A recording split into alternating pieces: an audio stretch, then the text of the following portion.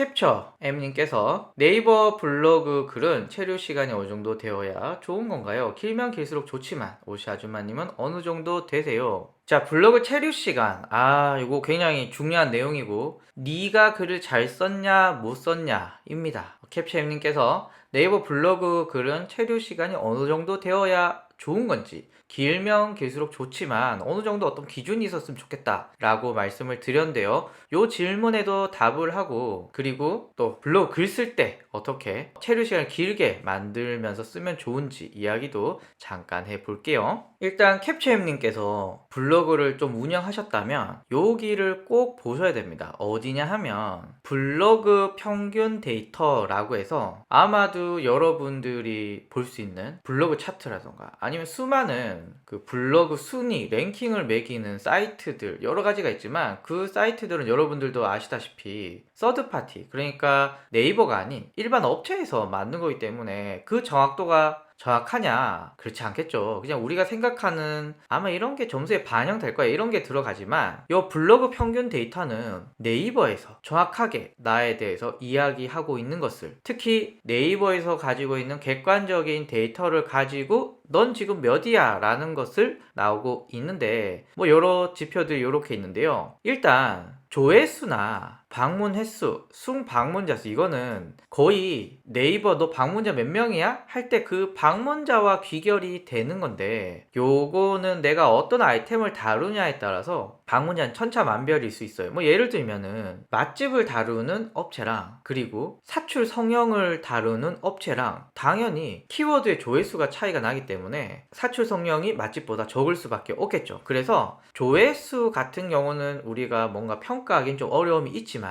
요거 있죠. 요거 게시글 평균 사용 시간이라고 했을 때 저는 207분이면 제가 수학을 못해서 잠깐 계산해 봐야겠습니다. 207 나누기 60이면 3분, 제 블로그는 대략 3분 정도 머무르고 있는 거죠. 우와, 엄청나지 않습니까? 제 블로그에 들어와서 3분이고, 상위 정말 블로그 조회수도 많고 체류 시간도 꽤 긴 분들의 상위 그룹의 평균은 대략 2분 정도 됩니다. 2분 148초니까 한 2분 정도 되네요. 그리고 평균적으로는 2분 정도 좀 넘거나 그 정도 되겠네요. 그죠? 그래서 캡처님께서 내 블로그의 체류 시간이 남들보다 기냐 나쁘냐 난 어느 정도 되냐 라고 했을 때는 여기를 보시면은 정확하게 아실 수 있고 굉장히 좋은 지표로 사용될 수가 있습니다. 만약에 캡처님께서 게시글 평균 사용 시간이 서비스 평균보다 낮다 라고 한다면 글을 잘 못 쓰시고 계신 거고요. 높다 라고 하시면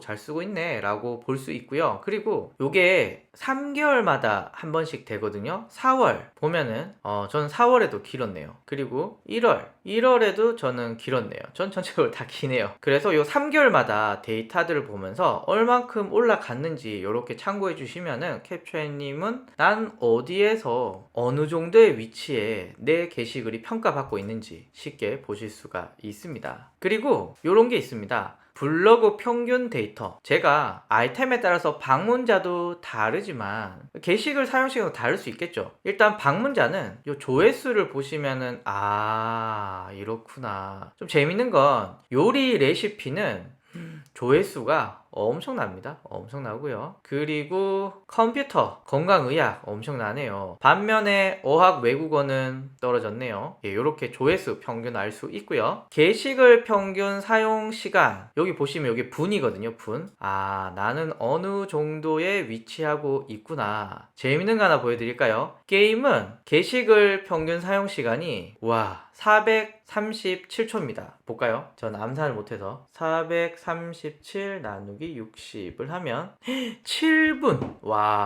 7.2분 정도 게임은 머무르고 있네요. 요리 레시피 뭐 당연히 길 거라고 생각이 들고요. 그래서 여기 대략 참고해 보시면 좀 정확하게 알 수가 있을 것 같고요. 마지막으로 기기 분포.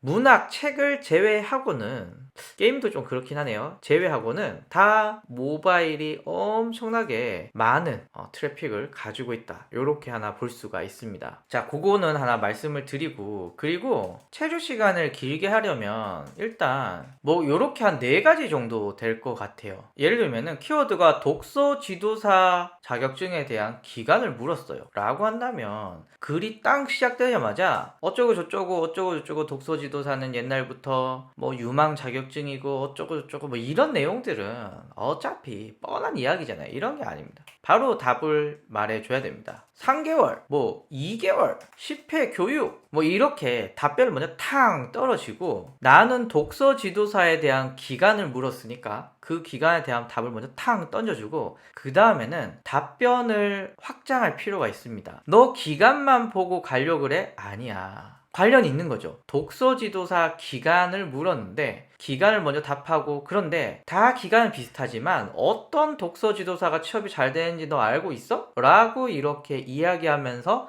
흥미를 돋궈줍니다. 그래서 이런 독서 지도사도 있고 이런 독서 지도사고 이런 독서 지도사도 있고, 각각의 교육 기간은 얼마고, 그리고 A 독서 지도사는 취업이 대충 이렇고 B 독서 지도사는 취업이 어떻고 C 독서 지도사는 취업이 어쩌니, 나의 제안은 C 독서 지도사를 따라. 내가 옛날에 C 독서 지도사 관련돼서 글을 적었거든. 너 이거 클릭해서 봐. 요렇게 나눠주시면은 훨씬 더 쉽게 여러분들은 체류 시간을 늘릴 수가 있습니다. 보통 글을 쓰시면은 독서 지도사의 기간이라고 했는데도 불구하고 독서 지도사란 무엇인가, 어쩌고 유망 자격증이고 어쩌고 이런 얘기밖에 안 하면 넘어가시거든요. 그렇기 때문에 키워드에 대한 답을 먼저 주시고 그 다음부터 이렇게 확장을 해 가시면은 체류 시간을 늘리시기에 굉장히 좋겠다. 이런 내용을 답변 드리도록 하겠습니다. 도움이 되셨는지 모르겠습니다.